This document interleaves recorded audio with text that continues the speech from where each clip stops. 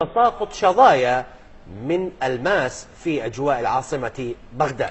جهات رسمية طالبت المواطنين بتسليم أحجار ألماس المتساقط إلى خزينة الدولة، ما أثار ردود أفعال متباينة.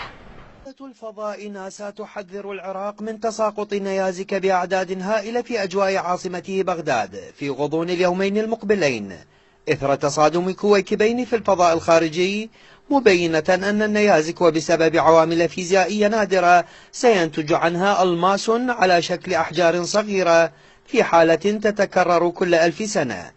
المفارقة في الأمر أن أطرافا حكومية ناشدت المواطنين عبر مواقع إلكترونية تسليم المجوهرات إلى خزينة الدولة، وهو ما تباينت حوله آراء المواطنين. شلون يخلوها بالمتاحف مثلا فد شيء، يعني فد شيء حلو، او اذا مبالغ مثلا تجيب مبالغ زينه الدوله تستفاد من عندها. انا اولى بي انا وزهالي وعائلتي، حسن بي عيشتنا وعلى الامور تصير زينه. اخذه الي يعني ما انطيهم اياه، لان هو هذا الشيء اجاني الي يعني. انا يجوز انا احتاجها او ابيعها او شيء.